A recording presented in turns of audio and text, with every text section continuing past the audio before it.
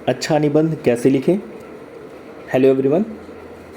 जो भी अभ्यर्थी यूपीपीसीएस आरओ या बीओ एग्ज़ाम की प्रिपरेशन कर रहे हैं, उन्हें ये पता है फाइनल सिलेक्शन में निबंध लेखन की क्या भूमिका है, कैसे वो एक अच्छा निबंध लिखकर किसी भी एग्ज़ाम में अपना फाइनल सिलेक्शन ले सकते हैं।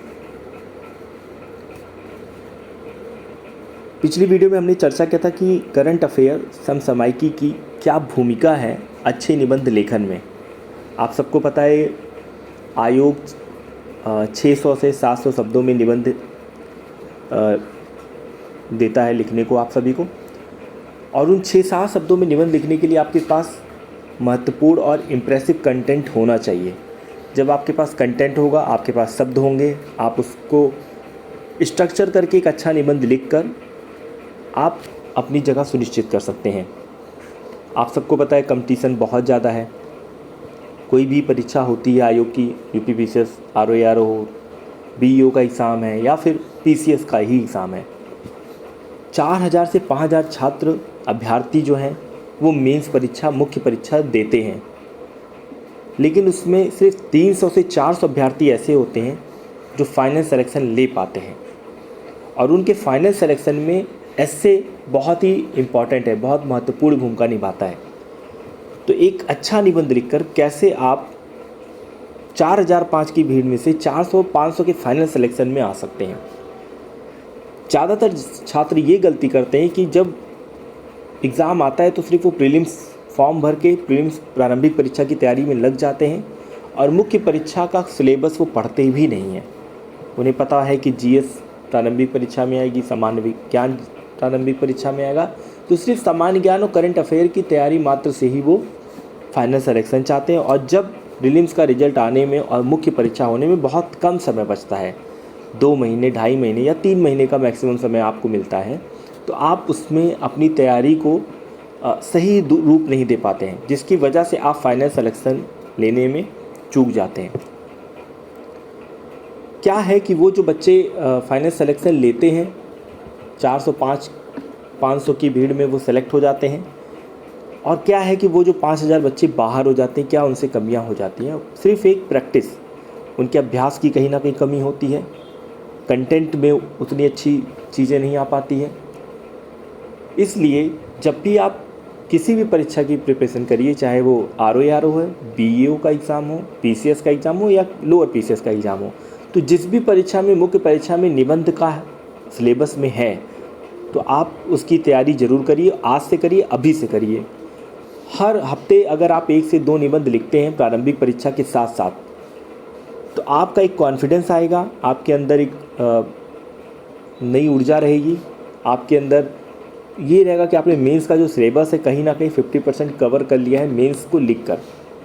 और मेंस जब भी आप राइटिंग करेंगे, ऐसे राइटिंग जब भी आप करेंगे मेंस के रिगार्डिंग, आप क्या पाएंगे कि आपका समसामयिक बहुत अच्छा तैयार होगा, क्योंकि निबंध लेखन में समसामयिकी की बहुत महत्वपूर्ण भूमिका है। आयोग पिछले कई सालों से जो भी टॉपिक ट्रेंड में रहे हैं, जैसे लास्ट ईयर कोरोना, तो कोरोना से रिलेटेड बहुत सारे क्वेश्चन आयोग ने पूछे। निबंध में भी डायरेक्ट आयोग ने क्वेश्चन पूछा कि कोरोना महामारी का हमारी भारतीय अर्थव्यवस्था पर क्या प्रभाव पड़ा है। डायरेक्ट इस पर आपको ऐसे लिखना था, कोरोना महामारी, आपदा और चुनौती। सिर्फ दूसरा ऐसे ये आया था। हर एग्ज़ाम में, हर परीक्षा में, आरओ रहा, पीसीएस की मुख्य परीक्षा रही, बीओ का मेन, वहाँ पे कोरोना किस तरीके से इम्पैक्ट किया हमारी इकोनॉमी पे, या उस पे क्या हमें चुनौतियाँ मिली, उससे क्या अवसर भी मिले, ये आप तब लिख पाएंगे जब आपका समसामयिकी में गहन अध्ययन होगा। आप करंट अफेयर को बहुत अच्छे से पढ़ रहे होंगे, करंट अफेयर को बहुत अच्छे से तैयार कर रहे होंगे। इसलिए हमने अपनी पहली वीडियो में, जो हमारा पहला video nano urea liquid current affair से संबंधित था, वहाँ ही हमने इसको समझाने की कोशिश की थी कि ये टॉपिक आपके निबंध लेखन में कितना इम्पॉर्टेंट है, कितनी इम्पॉर्टेंट भूमिका निभाएगा। नैनो यूरिया तरल संयंत्र का हमने पूरा चर्चा इस पर किया था कि क्या है नैनो यूरिया लिक्विड, परंपरागत यूरिया से किस तरीके से भिन्न है, विश्व का जो पहला नैनो यूरिया संयंत्र बनाया गया वो भारत में बनाया गया। तो ये तो करंट अफेयर से संबंधित जितनी बातें रहीं, जितने फैक्ट रहे, जितना इम्पॉर्टेंट बात था, वो सब आपको हमने बताने की कोशिश की थी, समझाने की भी कोशिश की थी। और उसी समय हमने ये बताया था कि यही सेम टॉपिक निबंध में कितना इम्पैक्ट करेगा, हम अपनी दूसरी वीडियो में इस पर चर्चा करेंगे। आइए देखते हैं कि कैसे नैनो यूरिया करंट अफेयर के टॉपिक से हम एस्से में इसको ले जाकर कितना अच्छा एस्से लिख सकते हैं, कितना अच्छा निबंध लिख सकते हैं। और जो मैंने कहा कि 400-500 सिलेक्शन जो होता है वो क्यों होता है, कैसे होता है, उसका भी आपको इस वीडियो के माध्यम से समझ में आएगा कि कैसे आप गलतियां करते हैं जब आप प्रारंभिक परीक्षा की तैयारी करते हैं, मुख्य परीक्षा पे आपका कोई ध्यान नहीं होता है। तो अभी समय है, अगर आप सचिवालय समीक्षा अधिकारी की तैयारी कर रहे हैं या बीईओ का एग्ज़ाम दे रहे हैं या आगामी आने वाले लोक सेवा आयोग की किसी भी परीक्षा की तैयारी कर रहे हैं, अभी से आप लग जाइए। एस्से आप रोज़ लिखिए। एस्से लिखने से क्या होगा, निबंध लिखने से क्या होगा, आपका जो सोच है, जो आपका समझ है वो कल्टीवेटेड होगा। आप उसको और ब्रॉडन तरीके से लिख सकते हैं, समझ सकते हैं। करंट अफेयर पे आपकी कमांड हो जाएगी, समसामयिक पे आपका गहन अध्ययन हो जाएगा। आपके प्रीलिम्स परीक्षा के जो भी करंट अफेयर से संबंधित क्वेश्चन आएंगे वो गलत नहीं होंगे। साथ ही साथ आपका मुख्य परीक्षा का जो निबंध है वो बहुत अच्छा होगा।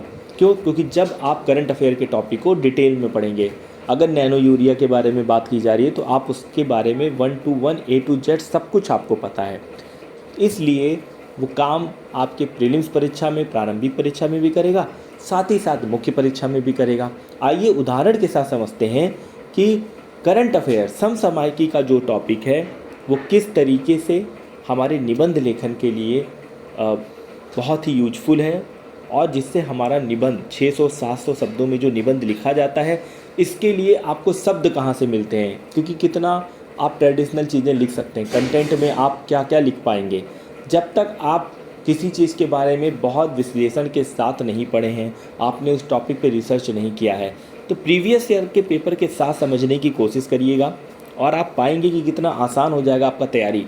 सिर्फ हफ्ते में 1 से 2 निबंध लिखिए, प्रीवियस ईयर का पेपर उठाइए, आप देखने की कोशिश करिए कि क्या निबंध आयोग पूछता है, आयोग किस तरीके के निबंध को पूछता है, आप ये भी समझ जाएंगे जब आपको पता चलेगा। इस साल कोरोना महामारी बहुत हॉट टॉपिक रहा, इस साल नई शिक्षा नीति बहुत हॉट टॉपिक रहा। जो ROARO 2016 की मुख्य परीक्षा हुई है, दोबारा से जो परीक्षा कराई गई थी, वहाँ पे नई शिक्षा नीति पूछा गया था। कोरोना महामारी का इम्पैक्ट क्या है, इकोनॉमिकल इम्पैक्ट क्या है, आपसे ये पूछा गया था। इसके बाद आगे चलकर अभी UPPCS जो 2020 की मुख्य परीक्षा हुई है, उसमें सबसे महत्वपूर्ण क्वेश्चन था भारत की $5 ट्रिलियन अर्थव्यवस्था, संभावनाएं एवं चुनौतियां बताना था। आप देखिए कितना इम्पॉर्टेंट है ये करंट अफेयर, समसामयिकी कितना महत्वपूर्ण है।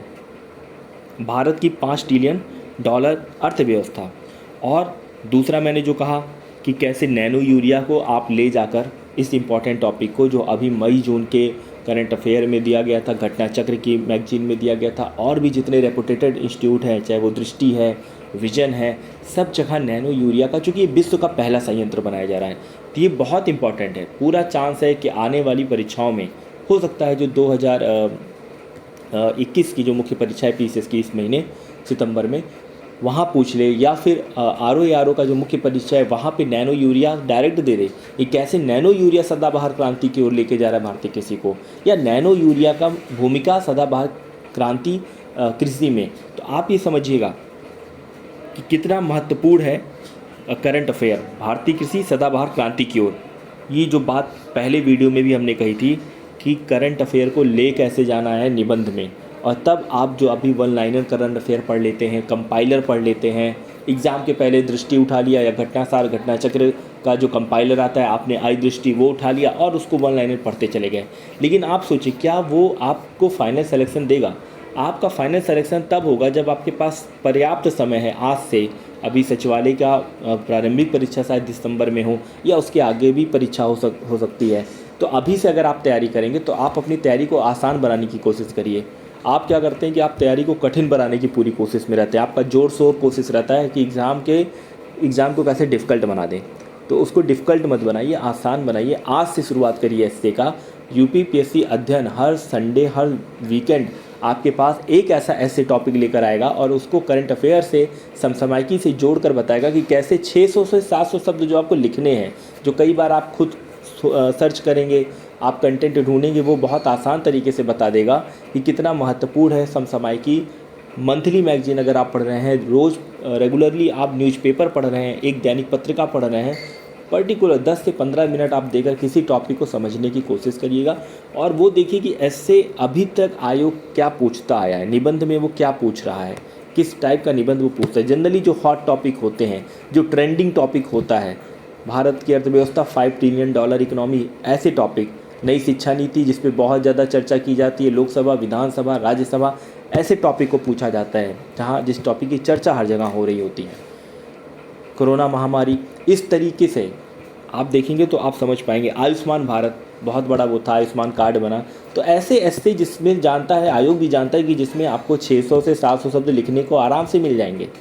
कुछ भी ऐसा नहीं पूछेगा जहाँ पे अनट्रेडिशनल हो, सिवा एक ऐसे के जो साहित्य और समाज से संबंधित पूछता है, सोशियलिटी ऑफ लिटरेचर।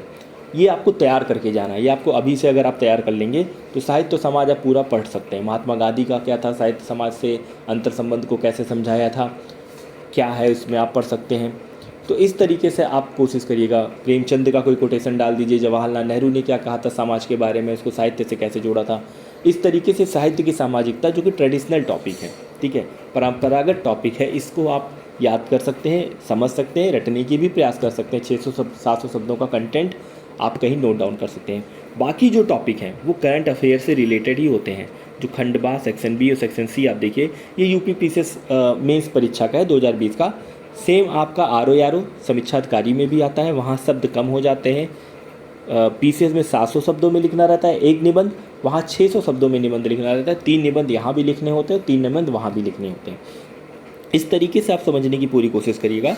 भारत चीन संबंध, अब भारत चीन संबंध आप तब लिख पाएंगे जब आप करंट अफेयर पढ़ रहे हैं, भारतीय अंतर्राष्ट्रीय समसामयिकी आप पढ़ रहे हैं। भारत का अंतर्राष्ट्रीय समसामयिकी संबंध क्या है वो आप डेली बेसिस पे पढ़ रहे हैं या मंथली बेसिस पे आप उसको समय निकाल कर पढ़ रहे हैं, उसको इंपॉर्टेंट चीज़ों को आप लिख रहे हैं। कोरोना महामारी, आपदा से अवसर, आप देखिए कोरोना तो जब से आया है, ये हर साल कोरोना को किसी न किसी तरीके से ऐसे में लाने की कोशिश की गई है। जैसे कोरोना महामारी आपदा से अवसर 2020 का था, 2020 में ही एक निबंध पूछा गया था कि कोरोना महामारी का भारतीय अर्थव्यवस्था पर प्रभाव, आप देख रहे हैं, वो समीक्षा अधिकारी में पूछा गया, ये पीसीएस की मुख्य परीक्षा में पूछा गया। मतलब कोरोना कितना महत्वपूर्ण है। तो कोरोना से संबंधित जो भी चीज़ें हैं आप उसको देख लीजिए। हालांकि इस साल चांसेस कम है कोरोना महामारी पूछने का, सबसे ज़्यादा चांस जो है वो है कि नैनो यूरिया का, एक चूँकि इतना अच्छा टेक्नोलॉजी आ गया है, इस पर बात की जा रही है, तो हो सकता है कि संभवतः आ जाए, ऐसा आयोग प्रश्न पूछ ले। या भी विक्रांत के बारे में डायरेक्ट बाई नेम आ सकता है कि कैसे मतलब जो हमारा, तो ये जो ट्रेंडिंग टॉपिक है आयोग उसी को पूछने की कोशिश करता है। आपको ऐसे ही टॉपिक को पढ़ना है और समझना है। इसमें यूपीपीएससी अध्ययन आपके साथ हमेशा है, आपका सहयोग करेगा। हम हर वीक ऐसे एक टॉपिक पे चर्चा करेंगे जो समसामयिक के लिए तो बहुत महत्वपूर्ण है, साथ ही साथ उसकी निबंध में क्या भूमिका है वो भी बताने की पूरी कोशिश की जाएगी। तो यहाँ पे बस ये बताने की कोशिश थी। आप देखिए हमने पहले बोला था कि नैनो यूरिया वाली बात जो थी कि भारतीय कृषि सदाबहार क्रांति की ओर, आपने पूरा भारतीय कृषि के बारे में बता दिया। हम इस टॉपिक पे चर्चा कर रहे हैं, भारतीय कृषि सदाबहार क्रांति की ओर, Indian agriculture towards ever green revolution. ठीक है, ये टॉपिक क्यों इतना इंपॉर्टेंट है, ये क्यों इतना महत्वपूर्ण है। आप देखिए 2020 की मुख्य परीक्षा में दिया था, 2022 चल रहा है, मे भी कई बार निबंध रिपीटेड आ जाते हैं, निबंध वही निबंध दोबारा पूछ लिया जाता है। जैसे कोरोना महामारी आप देखिए, ये दोबारा पूछा जा रहा है, तो कंटेंट वही रहते हैं, बस जो आयोग पूछता है, जो निबंध की भूमिका होती है, आप उसके आसपास निबंध लिखने की कोशिश कर देते हैं। तो कंटेंट वही है, उसको स्ट्रक्चराइज कैसे करना है, उसको लिखना लेख कैसे करना है, ये सब कुछ आपके ऊपर है और ये प्रैक्टिस से आएगा। आप सोचिए कि प्रारंभिक परीक्षा के बाद जो मुख्य परीक्षा का समय बचेगा, उस 2-3 महीने में हम ऐसे लिख कर ऐसे तैयार कर लेंगे तो संभव नहीं है, क्योंकि वहाँ और भी चीज़ें तैयार करनी है। अगर हम बात करें आरओ की मुख्य परीक्षा में, तो आपको हिंदी आलेखन भी पढ़ना पड़ेगा। इसके बाद आपको वहाँ प्रश्नावली शब्दावलियाँ भी याद करनी पड़ेंगी। हिंदी निबंध तो है ही है, जीएस आपका दोबारा आएगा, कितना भी आप सामान्य ज्ञान की तैयारी किए रहो फिर भी आप सामान्य ज्ञान को रिवाइज करोगे। हिंदी ऑब्जेक्टिव आएगा, वो भी आपको करना है। तो वहाँ कम समय में 2 महीने में आपको 4 से 5 चीज़ें पढ़नी हैं। अभी आपके पास समय है, आप सिर्फ सामान्य ज्ञान पढ़िए, हिंदी पढ़िए और निबंध, हर हफ्ते एक निबंध लिखने की कोशिश करिए, जिससे आप पूरी तरीके से पॉसिबिलिटी के साथ कि आपका सिलेक्शन फिक्स हो जाए।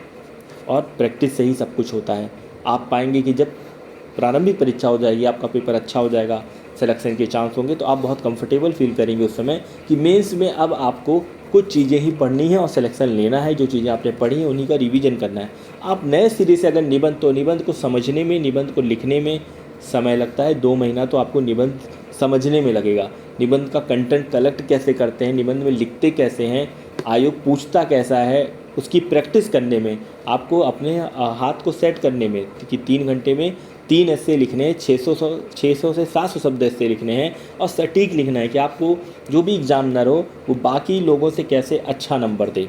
और अच्छा नंबर आप तब पाएंगे जब आपकी शुरुआत आज से बहुत अच्छी होगी। आपने 1 साल 8 महीने 9 महीने आपने एस्से पे ही काम किया है, निबंध पे ही काम किया है। क्योंकि समीक्षाधिकारी की जो परीक्षा है पूरी तरीके से जो मुख्य परीक्षा है, जो सिलेक्शन में अंदर लेती है और सिलेक्शन में बाहर करती है, वो सिर्फ निबंध है। बाकी चीज़ों में सबके नंबर बराबर आते हैं। सामान्य ज्ञान में सबके नंबर, अगर 120 नंबर का पेपर है तो उसमें लोग लगभग 90 से 100 या 80 से 100 के बीच में नंबर पाते हैं। वहाँ डेविएशन ज़्यादा नहीं रहता है। आलेखन में लोग पूरा नंबर पा जाते हैं, या जो भी नंबर पाते हैं वो आसपास ही रहते हैं। कोई बहुत ज़्यादा अभ्यर्थियों में अंतर नहीं होता है। अंतर कहाँ आता है? निबंध में आता है। किसी ने बहुत अच्छा निबंध लिख दिया, किसी की निबंध शैली, किसी की राइटिंग स्किल बहुत अच्छी हो गई है प्रैक्टिस करके, तो उनको निबंध में 120 नंबर का निबंध आता है, 40-40 नंबर का एक निबंध आता है। वहाँ वो 100 नंबर पा जाते हैं या 90 भी पा जाते हैं।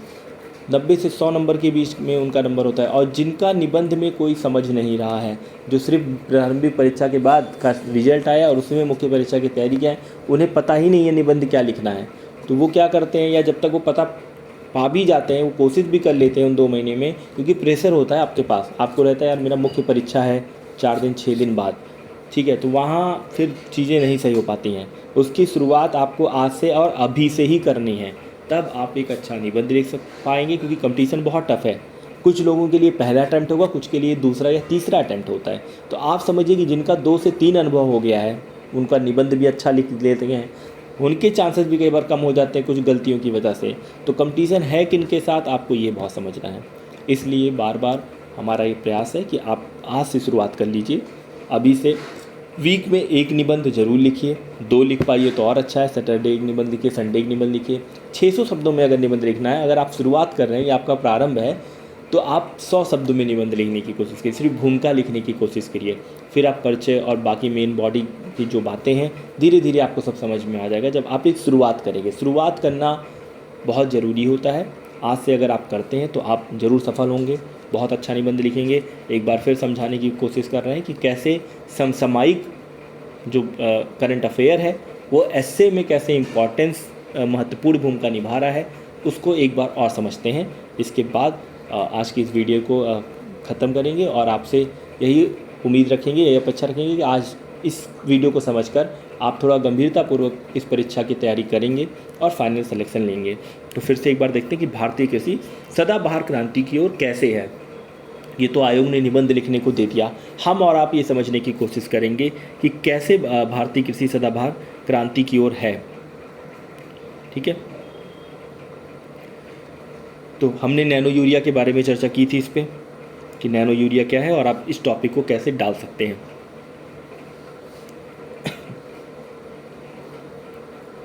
चलिए, हम नैनो यूरिया का हमने सब कुछ बता दिया। अब अगर आप देखिए नैनो यूरिया के फ़ायदे, सदाबहार क्रांति की ओर अगर हम जा रहे हैं, भारतीय कृषि सदाबहार क्रांति की ओर जा रही है, तो उसमें नैनो यूरिया के जो फ़ायदे हैं उसको समझना बहुत ज़रूरी है। उच्च पैदावार, किसानों की आय में वृद्धि, भोजन की बेहतर गुणवत्ता, पर्यावरण हितैषी भंडारण एवं परिवहन आसानी। तो ये सब क्या है, ये सदाबहार क्रांति की ओर ले जा रहा है। नैनो यूरिया टेक्नोलॉजी आगे, ये हम उदाहरण के तौर पे डालेंगे। निबंध जब भी हम लिखेंगे तो हम उसमें उदाहरण में डालेंगे कि आइए उदाहरण के साथ समझते हैं कि भारतीय कृषि सदाबहार क्रांति की ओर कैसे जा रहा है। ठीक है, नैनो यूरिया तरल संयंत्र का उद्घाटन मोदी जी ने किया है, गुजरात में किया। आप ये सारी बातें लिख सकते हैं। 175 करोड़ ये बातें लिख सकते हैं।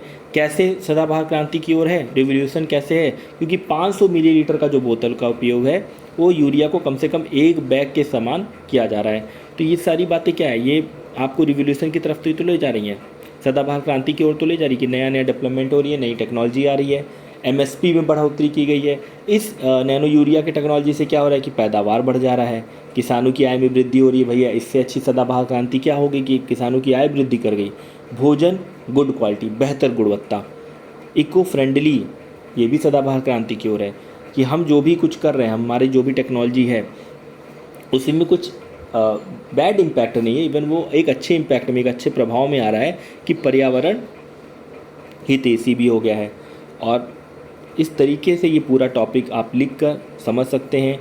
जो पहले सॉइल ख़राब हो रहा था अब वो डिटोरिएट होना कम हो जाएगा। जो सॉइल का क्वालिटी था, गुणवत्ता ख़राब हो रही थी, डिटोरिएट हो रही थी, अब वो नहीं होगी क्योंकि नैनो यूरिया टेक्नोलॉजी आ गया है। मैंने पहले वीडियो में नैनो यूरिया के बारे में सारी बातें बताई गई हैं, कितना महत्वपूर्ण समसामयिकी है ये। आपको बस ये समझाने की कोशिश की जा रही है कि जब भी निबंध लिखने को आया, और आपको बताया भी गया कि कैसे आयोग ने निबंध पूछा है, भारतीय कृषि सदाबहार क्रांति को उदाहरण देकर ये आपको समझाने की कोशिश की गई है कि कैसे आयोग पूछता है। और कई बार आप महत्वपूर्ण चीज़ें नहीं पढ़ पाते हैं जो कि मंथली मैगजीन समसामयिक करंट अफेयर में दी होती है। ये जो टॉपिक है नैनो यूरिया, आप चाहिए तो घटना चक्र मई जून का आप लाकर आप देख सकते हैं, तो वहाँ आपको सब कुछ डिटेल समझ में आ जाएगा। इसलिए कोई भी मटेरियल अगर आपको लगता है ऑथेंटिक है, वहाँ आपको कुछ भी, जब आप प्रीवियस ईयर पढ़ेंगे, निबंध को समझेंगे, मुख्य परीक्षा में आपने देख तो लिया सिलेबस में कि निबंध आता है, लेकिन आपने ये नहीं देखा निबंध क्या आता है, आयोग कौन से निबंध को पूछता है। और जो निबंध अगर आपने समझ लिया कि अच्छा प्रीवियस ईयर में ऐसे निबंध आयोग ने पूछे हैं, अगर आज हम करंट अफेयर में पढ़ रहे हैं, समसामयिकी में कोई टॉपिक पढ़ रहे हैं, तो ये कैसे हमारी मुख्य परीक्षा में जाकर हमारा सपोर्ट करेगा, हमको इम्प्रूव करेगा। ठीक है, तो इस तरीके से समझिए। आगे आने वाले सभी वीडियो में ऐसे जितने इंपॉर्टेंट टॉपिक होंगे आपको बताने की कोशिश की जाएगी। किसी भी टॉपिक, इंपॉर्टेंट टॉपिक को आज की डेट में स्किप मत करिए, वन लाइनर मत पढ़िए, कंपाइलर मत पढ़िए। ये तब पढ़िए जब आपकी एग्ज़ाम 1 महीने बचे हों, तब आप रिवीजन के लिए ऐसे टॉपिक को पढ़िए। अभी आप डिटेल में पढ़िए, डिटेल नॉलेज लीजिए। 1 घंटे का भी अगर आप समय निकालते हैं तो ये एक टॉपिक आपका हो जाएगा, इसकी पूरी समझ बन जाएगी। और इस समझ के साथ आप ना केवल प्रारंभिक परीक्षा, इसके साथ ही साथ मुख्य परीक्षा भी बहुत अच्छा करके आएंगे, तो बहुत आसानी से आप सिलेक्शन ले पाएंगे। जैसे भारत में चुनाव सुधार, आवश्यकता और अपरिहार्यता, ठीक है, ये आप तब लिख पाएंगे जब आप डेली न्यूज़ में, अखबारों में इस पे डिबेट होता है, उसको पढ़ने की, समझने की कोशिश करेंगे। या मैगजीन में कभी कोई बात आ जाती है, न्यूज़पेपर में जो आता है, आप उसको पढ़ के अंडरलाइन करके शॉर्ट नोट्स अभी से बनाने की कोशिश करिए। कोशिश करिए कि जितनी बातें हैं 20 शब्दों में, 50 शब्दों में आप अपनी तरफ से लिखने की कोशिश करिए। ठीक है, फिर जाके आपका एक अच्छी आप प्रिपरेशन कर सकते हैं। तो आज वीडियो को इतना ही रहने देते हैं, काफ़ी बड़ी वीडियो हो जाती है। देखिए, ये एक डाला गया था कॉमेडी की उसमें भी, और इस पे पहले भी एक शॉर्ट हमने बनाया था कि देख रहे हो विनोद, आरओ में कंपटीशन बहुत है। और सच में कंपटीशन ना केवल आरओ में, सारे एग्ज़ाम में। बीओ का आप देखिए 55 वैकेंसी आने वाली है, मात्र 55। ठीक है, इसके पहले 2019 में 300 के आसपास वैकेंसी आई थी। तो आप समझिए वैकेंसी कम हो गई और छात्र बढ़ गए हैं। आप अभी जब परीक्षा का फॉर्म बच्चे फिल करेंगे, अभ्यर्थी फिल करेंगे, आप देखिएगा कि 2019 में जब अभ्यर्थी कम थे, जब मतलब कंपटीशन थोड़ा कम था, कंपटीशन तब भी था लेकिन थोड़ा कम था, अभी 2020 के उसमें, तो आप वहाँ पे अभ्यर्थी कम थे और पोस्ट ज़्यादा थी, 309 पोस्ट थी। आज कहीं ना कहीं बेरोजगारी बढ़ गई, अनएम्प्लॉयमेंट बढ़ चुकी है, सबको एक जॉब चाहिए और उसमें 55 भर्ती ही आ रही है। ठीक है, ऑलमोस्ट 6 गुना भर्ती कम हो गई और आपका कंपटीशन और बढ़ गया। अभ्यर्थी बढ़ गए, वैकेंसी कम हो गई, कंपटीशन अपने आप बढ़ गया। ऐसे में आप फाइनल सिलेक्शन कैसे लेंगे? आपको लगता है प्रारंभिक परीक्षा पास कर लेने से, सिर्फ उस पर ओरिएंटेड होकर आप तैयारी कर लेंगे और सिलेक्शन लेंगे, तो ये आप बहुत बड़ी दुविधा में है। ऐसा निकाल दीजिए, आप मुख्य परीक्षा की तैयारी अभी से करिए। यूपीपीएससी अध्ययन आपके साथ है। आपको जो भी कमेंट करना है इसमें हम किस तरीके से सहायता कर सकते हैं, हम अभी ये नई शुरुआत कर रहे हैं। 5-6 वीडियो हमारे आए हैं, आप सारे वीडियो को देखिएगा। पहले वीडियो जो नैनो यूरिया लिक्विड पे डाला गया था उसमें थोड़ी सी वॉइस की प्रॉब्लम है, कोशिश करिएगा हेडफोन या ईयरफोन के थ्रू उसको समझिएगा, लेकिन आपको समझ में आ जाएगा कितनी महत्वपूर्ण भूमिका ये आपकी तैयारी में निभाएगा। कैसे आपको ना ही सही बात, सही मार्गदर्शन देगा, पढ़ना क्या है, कैसे पढ़ना है, आपको ये भी बताएगा। तो जुड़े रहिए हमारे साथ, सब्सक्राइब जरूर करिए। आपका सब्सक्रिप्शन ही हमारा मोटिवेशन है। हमें पता चलता है कि आप कितने व्यूज़ दे रहे हैं और कितने लोग इसको देख रहे हैं। धीरे धीरे हम आगे बढ़ेंगे। आपके साथ भी हम यही उम्मीद रखते हैं कि आप हमें पॉजिटिव रिस्पांस देंगे, जिससे हम भी आगे बढ़ें। और आपके लिए तो हमारा पूरा प्रयास यूपीपीएससी अध्ययन का प्रयास है। यही बता रहे थे कॉमेडी वीडियो के थ्रू कि देख रहे हो विनोद आरओ में कितना कंपटीशन है, तो अच्छा निबंध ही सिलेक्शन दिलाएगा। आप ये चाहे हमारे थ्रू समझ जाइए या कभी खुद बैठकर इस पे विचार करिए कि अगर हम फाइनल सिलेक्शन लेना चाहते हैं तो क्या चीज़ है, क्या वेपन है, क्या हथियार है जो आपको फाइनल सिलेक्शन दिलाएगा। तो सिर्फ निबंध, और वो निबंध आपके सब जगह महत्वपूर्ण है, चाहे आप पीसीएस का एग्ज़ाम दे रहे हैं प्रीलिम्स, या आरओ का प्रीलिम मेंस दे रहे हैं, या फिर कोई भी परीक्षा दे रहे हैं। अगर निबंध लेखन है तो निबंध एक कला है, एक आर्ट है जो आपको सिर्फ एक दिन में नहीं आएगा। आज ये जो बातें हम बता रहे हैं ये हमारे रिसर्च पे है, किस तरीके से हम लोगों ने निबंध लिखा है और लोगों ने नंबर अच्छे पाए हैं, अच्छा स्कोर किया है, हाईएस्ट स्कोर किया निबंध में। तो ये उनके अनुभव को आपके साथ चर्चा किया जा रहा है। फ़िलहाल आज का वीडियो यहीं ख़त्म करते हैं। Thank you everyone.